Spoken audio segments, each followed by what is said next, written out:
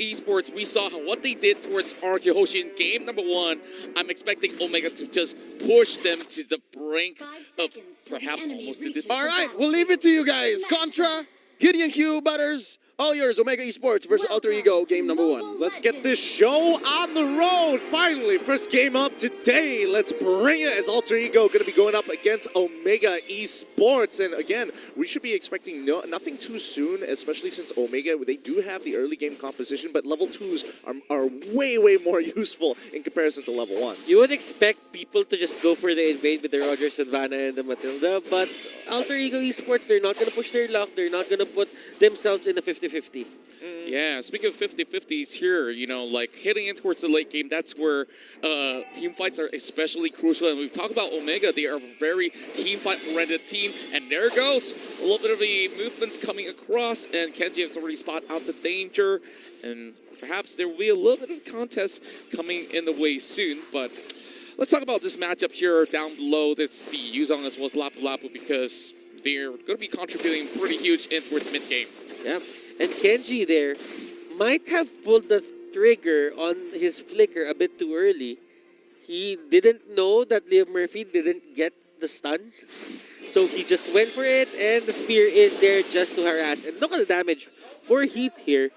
That hurts a lot. Yeah, I mean, Matilda, again, she's really great in the early game just to harass their opponents. She does struggle to finish them off, and that's why you see some teams actually taking the flame shot here and there, or even the Farsa to just make sure, like, hey, you gotta go.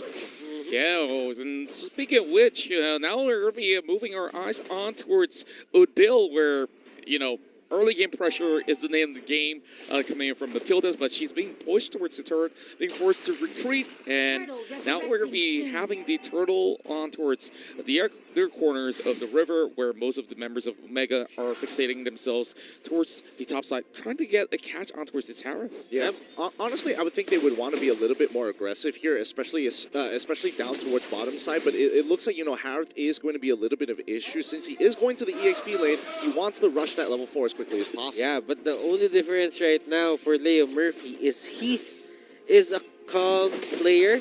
He doesn't get tilted as much, so all those TPs are probably not going to get into his head. Some of the tanks right here that Leo Murphy taunts, they actually react, but for Heath, I don't think that's going to be the case anytime soon. Yeah, and speaking of which, you know, late game is going to be very interesting, where you got picks like the Ling, and on the other side, you got the Harith, the Rogers. Which one do you think, like, you know, will be much stronger heading towards late phase? Because I'm pretty concerned if Yelly Hayes gets to late game.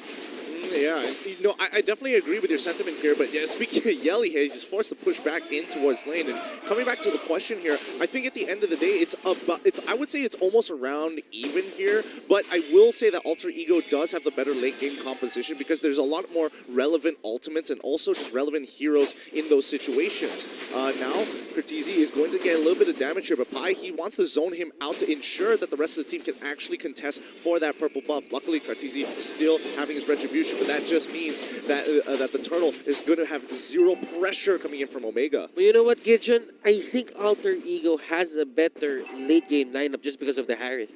Yeah. In terms of scaling, the Harith can just pop off anytime soon. You're just getting those certain items on his side. I mean, I get it.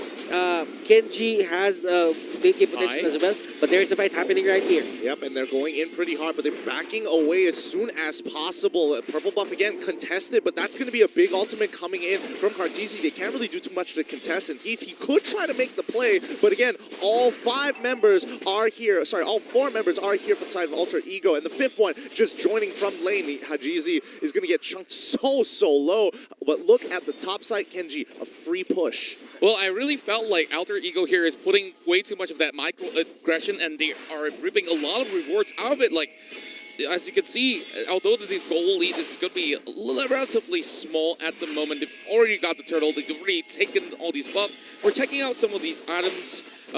Anything interesting to note coming in from early phase? Not so much. Pai is almost close to his Bloodlust Axe. And as you can see, Heath here catching out Leo Murphy. And Yam trying to go for the help. And Heath might have bitten more than he can chew there. Okay, in terms of items, they're just getting their core items first. But AE here, they really just want to start the fight. Calamity Reaper on that Harith. Haji only has the Raptor Machete. And for Kenji, he has the glowing wand, if I'm not mistaken. I just can't see it from here. Yeah, he's almost getting it. Oh, wait, no. Kartisi looking to try to jump on top of Leo Murphy, but he's able to get pulled back with the help of Udil. They're going to disengage from the fight, but he's going to get chucked down. Absolutely destroyed and disrespecting his space, especially without Flicker. But it's not over yet. Kenji is going to be dropping down that meteor shower, and even though he used the Way of the Dragon, he might have been off a little more than he could chew. Yam is going to be able to enable himself to pick him off, and Kenji the next to fall, but it is going to say hello, Jelly Boy here. Say hello to this. Can he get one more? The killing spree is going to be enough. No, it is not. Orange buff a little too good. Yelly Hayes goes down, and it's going to be a 3-for-1 trade in favor of Alter Ego. And I guess this just explains what the Yi Sun Shin ban is for. If there was a Yi Sun Shin in this game, this wouldn't have been possible for Alter Ego to just dive in, catch them off guard. Omega Esports here, they need to find a way to get Hayes to drop those traps. I absolutely agree with that, and you just look how well coordinated of an attack Alter Ego Esports responded with. Although they were in really awkward positions with Boy coming in and out of that sort of fight, but he has been able to get those kills in, and he's 2 kills up alongside with Yam. This is where things start to get a lot more dangerous for Omega, and they have to pull those moves because we talk about the early game. This is where they're supposed to shine. I don't know if y'all are realizing, but Yam's actually kind of getting a little big here. He's got 4K worth of gold, a Calamity Reaper, and a Holy Crystal 6 minutes into the game, but the fight is already going to continue. Cosmic Black's not going to land, but Yam, he's just going to say, hello, you started the fire at the worst time possible, and Kartisi looking to turn this around with the help of the Meteor Shower. He comes on through. Dragon Tail will actually connect him, but his passive is going to keep it alive, but he knows better. He can't go too far. Alter Ego is so snappy with their reactions. It's like one time you see that they're at the top lane, you engage a fight 5 seconds after they're there on the middle lane fighting with their teammate as well. So for Omega Esports, they need to find the players from Alter Ego more. They need to be aware where they are at certain points in time to create this advantage, because Omega Esports, they have a lot of pick-off potential. They have the Selena on their side, they have the Cho on their side. Talking about pick-off potential, the Way of the Dragon's already be coming through right after, but Yam, he needs to decide on which side of the map he needs to find out, as they got split into 2. They find the first initial catch, but then there is the return coming in from Kartisi with the help of Yelly Hayes. Very interesting move from both sides. So you can see Yam was really moving in between, splitting the team apart, but they have managed to get that catch right over on towards those small little bushes. And finally, at least, Omega Esports can shut down Leo Murphy in the process, but it still takes a little bit more for them to get to where they need to be, as we can definitely see a little bit of a deficit in terms of goal at the moment. But hey, one good team fight could possibly change everything for Omega. Kenji right now has the Ice Queen wand with the glowing wand. This is an important power spike for the side of Omega Esports. They can control the fights, or if ever they want, they can contest this turtle take. But for them, it's not going to be the best idea as they catch out 5. And that is what I'm saying. Find the right target and punish him. Because Alter Ego Esports, if they cannot rotate to that certain area, you are going to have a better time! Oh, yeah, he actually hit by any of the skill shots, and Kartisi is able to get a little bit more, but the return kill is Jelly Boy. He's able to dodge the perfect abilities at the right time. Butters, you're totally right there about the target priority, but I think that's not all. Hajizi is going to try and force the fight onto Jelly Boy, who has to run away. Leo Murphy, he's got nothing else. He drops down the spiral. Jelly Boy needs to take out Yelly Hayes, but the Way of the Dragon came off of cooldown at the right time, and Yam, he can't go down. He wants to look for a return kill, and the Chrono Dash, it doesn't get him just yet. Finally, Omega find the trade they were looking for, 2 for 1. I just want to say that Alter Ego Esports is giving Yam more freedom to choose the heroes that he wants. He's been forced to use the Yu Zhong. He's been forced to use these side laners that can just tank and deal significant damage. But right now, a Harith with a Calamity Reaper, a Holy Crystal, he is proving the naysayers wrong. That's right, and with that, we definitely check out some of all these sort of builds. Athena Shields being bought over from South Heath. He's going to get more and more tankier as, of course, Leo Murphy will be helping him in the process for the side of Alter Ego, of course.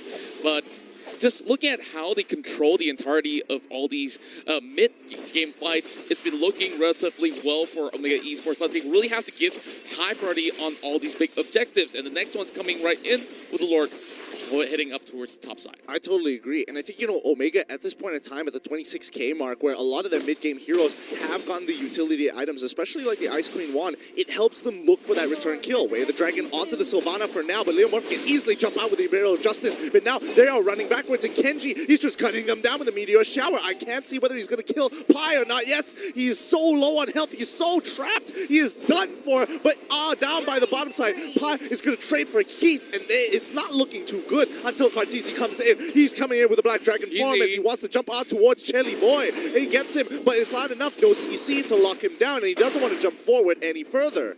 Yeah, and looking at it, Alter Ego Esports, yes, they have the lead, but there's one thing that they cannot get. They cannot get the turrets here onto the side of Omega Esports. Yes, you had a 4-kill lead into the early game, but if you cannot convert it into objectives just because Kenji is just clearing out the waves, then that is going to be a break problem of your side.